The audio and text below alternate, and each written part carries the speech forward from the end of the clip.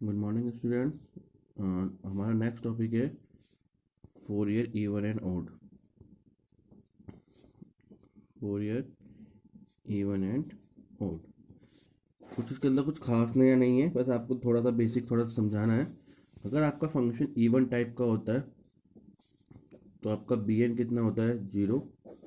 और अगर आपका फंक्शन ऑड टाइप का होता है तो आपका ए जीरो भी 0 होता है और ए एन भी कितना होता है, 0। इवन फंक्शन कौन से होते हैं?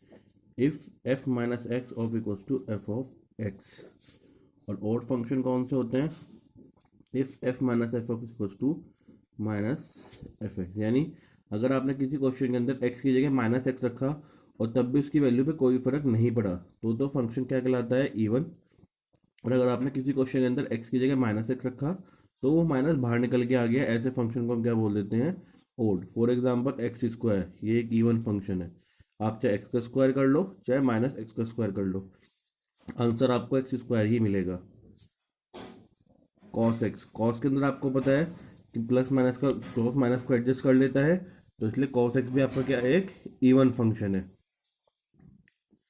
एक्स साइन एक्स, ये भी आपका इवन फंक्शन है। क्यों? क्योंकि एक्स ओड होता है और साइन एक्स भी ओड फंक्शन होता है, तो माइनस माइनस मिलके क्या हो जाएंगे, प्लस, तो इसलिए ये भी क्या हुआ, आपका एक इवन फंक्शन हुआ।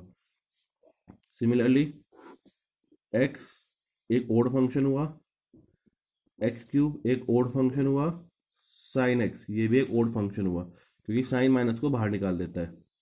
बट एक्स कॉस एक्स ये हमारा एक ओड फंक्शन हुआ। क्यों?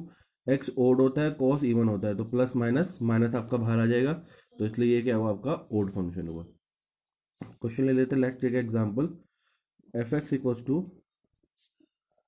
एक्स स्क्वायर माइनस पाई से पाई, और डिड्यूस करना है आपको 1/1 का स्क्वायर, 1/2 का स्क्वायर, 1/3 का square and so on equals to pi square upon 12 के। तो सबसे पहले हम लिमिट चेक करेंगे। लिमिट माइनस पाई से पाई है, यानी क्वेश्चन फुल रेंज का है, और जब क्वेश्चन फुल रेंज का है तो सबसे पहले आप इसके अंदर लगा देंगे ए जीरो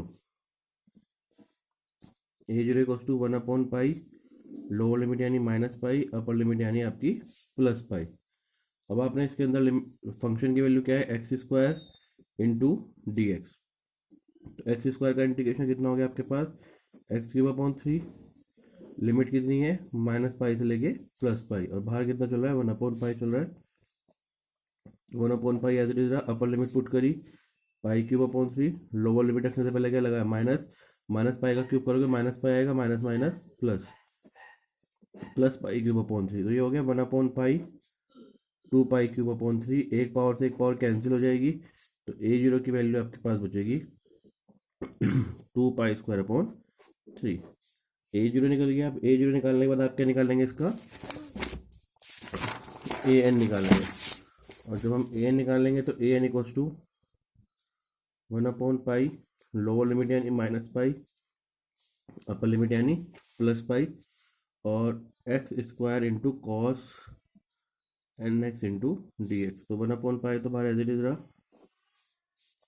पहला function as it is, integration of cos n x का कितना हो गया, sine n x upon n, minus का साइन, पहले का डिफरेंशियल दूसरे का इंटीग्रेशन, तो एक्स स्क्वायर का differential 2x, sine n x का integration minus cos n x upon n, n into n कितना हो गया, एन स्क्वायर, प्लस का साइन, दो नई टर्म मिली, पहले का डिफरेंशियल दूसरे का इंटीग्रेशन, तो 2x का डिफरेंशियल 2 हो गया, और कॉस एन एक्स का साइन एन एक्स पर माइनस था तो minus sine n x upon n, n into n कितना हो गया, एन क्यूब।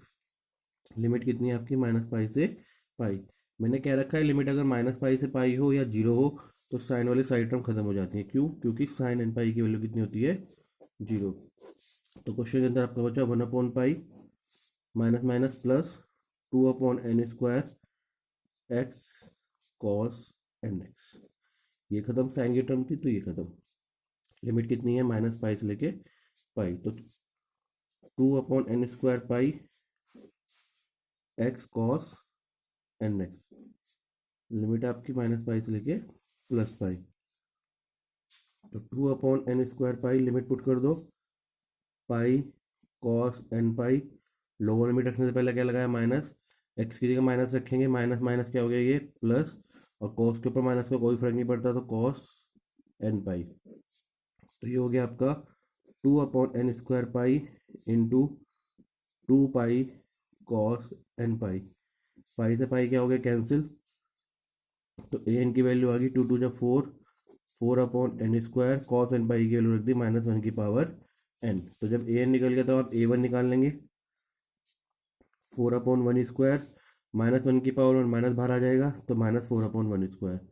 सिमिलरली A2 आएगा 4/2², -1/2 प्लस का हो जाएगा ये।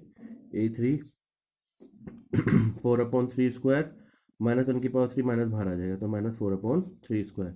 अब हमें पता है x² क्या था हमारा, इवन फंक्शन था, तो लिख देंगे x² इज इवन फंक्शन। आप इसे निकाल के चेक भी कर सकते हैं कि आपका bn 0 आएगा। सो bn = 0। ये आपको खुद चेक करना है कि आपका bn 0 आ रहा है नहीं आ रहा है, आएगा, ये मैं श्योर हूँ वो आएगा क्योंकि वो एक इवन फंक्शन है, तो ये चेक आपको करना है आप। तो फाइनल आंसर में वैल्यू रख दो f(x) यानी x² = a0/2। a0 कितना आया था 2π² आया था, तो यानी π² बचेगा।